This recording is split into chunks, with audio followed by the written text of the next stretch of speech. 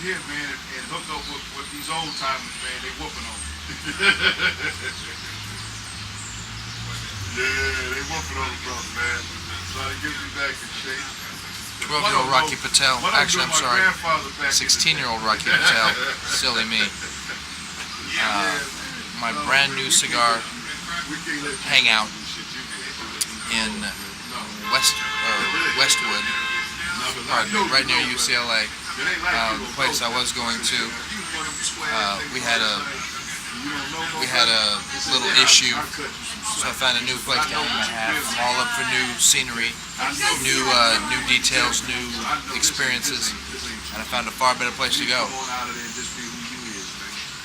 To Smoky My Stogie. A lot of celebrities come here. John Goodman. Trying to think of who else I've bumped into while I've been here. Tiger Woods today had a golfing event. He swung by on his way there, picked up a couple of stones, and we're just hanging out here at the new cigar shop.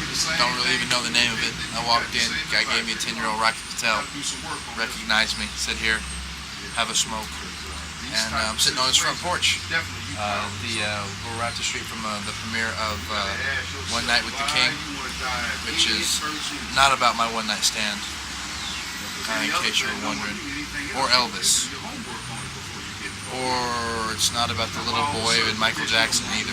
I don't know. It's One Night with the King. I'm not sure what all that includes, but we're just kind of hanging out. Me and Eddie one time, the guy with the camera.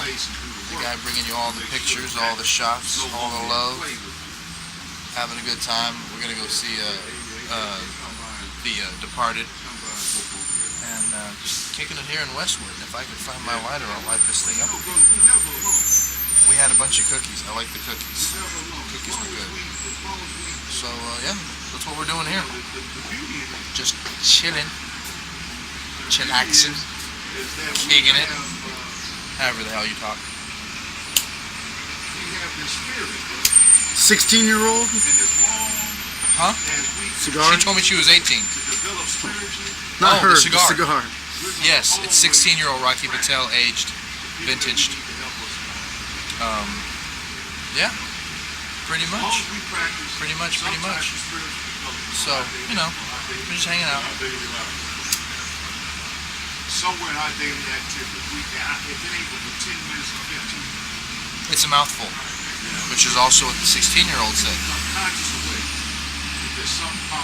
It's kind of an ironic twist of fate that this afternoon I have a 16-year-old in my mouth, and last night 16-year-old had me in her mouth. Isn't that kind of creepy? 18. Yeah, right. Yeah, with 18. A bullet. Yeah, 18 with a bullet. They show up just when they're supposed. Yep, she was 18 if she was a day. And who's this guy over here? Is that your driver that's illegally parked? Of course. My driver's illegally parked. You know, our testimony's gonna serve some good for someone else. He's a little slanted. Well, we have to go through. He's got a lazy eye. So it'll be genuine. Well, to hell with the eye. Everything's lazy. He's a lazy son of a bitch. But he knows how to drive. Fat pedal stop, skinny pedal go. So I keep him on the payroll. That, the fact, it was the least I could do since I fucked his sister. He's actually, and his mom, and his grandmother. In fact, all the women in his family have enjoyed the fruit of my loins. In fact, he may be the fruit of my loins. I actually may have a kid that's, well, my age. They didn't call me Little Squirt for nothing. They said, when the doctor said, okay, Mrs. Puckett, here he comes, I wasn't talking about childbirth. I was making my way into the world. Yep. Look at this old Rolls Royce limo.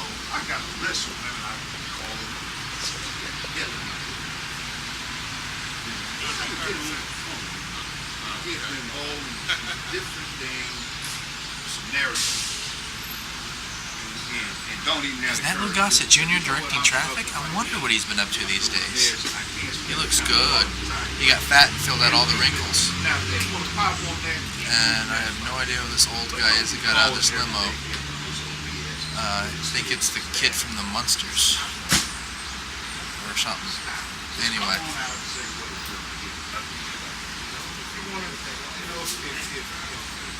if that's okay with you, you cool with that, then let's He's old and he's got money. Who the hell is he? You know, it's okay. Ain't nothing bad, ain't nothing good. It's okay. Because they ain't calling me.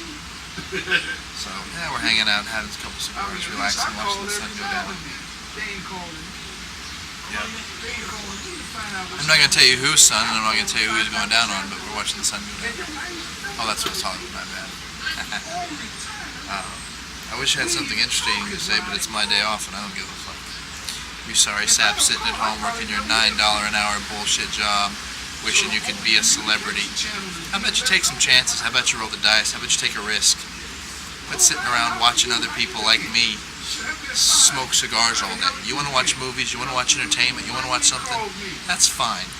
But this E-channel, this bullshit network that 95% of their programming is you watching celebrities fuck around, why don't you grab yourself by the balls? Would you rather have your kids say you did something great before you died, or you watched somebody do something great? You a spectator? You got spectating testicles? Is that it? Is that what you got? You're sitting at home, you're watching people, watching, ooh, Mariah Carey, look, she's eating grapes. Big fucking deal. Why don't you go buy some grapes and eat your own damn grapes? All these YouTube yahoos wanting to shoot a flick, put it on YouTube, thinking that that's made them a big deal. Put a little work in. Put a little effort in. Anything that's worth doing is worth doing right. Right? You know what I'm saying? I'm not worthy of your company. I'm not worthy. Are you consumers or conquerors? What are you? You childish little fucks. Sitting at home, watching TV, wishing you looked like an Abercrombie and bitch model.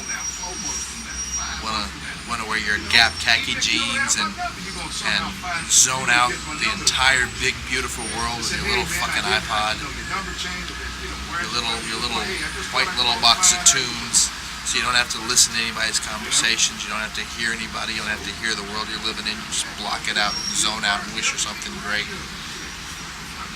Watching people walk up the red carpet that really didn't do much other than stand in front of a blue screen and run over a bunch of lines. You want to get away, you want to have some entertainment, you want to watch a movie, that's great, that's what we're here for. But what about your life? You're sitting at home, you're watching TV, you're watching YouTube. What about you? What are you going to do? What are you going to do with the rest? What are you going to do when you get up? You're going to go to work? You're going to clock in? Huh? You're rocking, you're talking big shit. You're hanging out with your friends, you're funny, you're a clown, and then you clock out the sound of the time clock, and it's yes, Mr. Smith, and no, Mr. Jones. Yes, Mr. Rasmussen, no, Mr. Jones. Yes, Mrs. Johnson. Yes, Mrs. Smith. Oh, yes, sir. Making copies. Okay, make phone calls.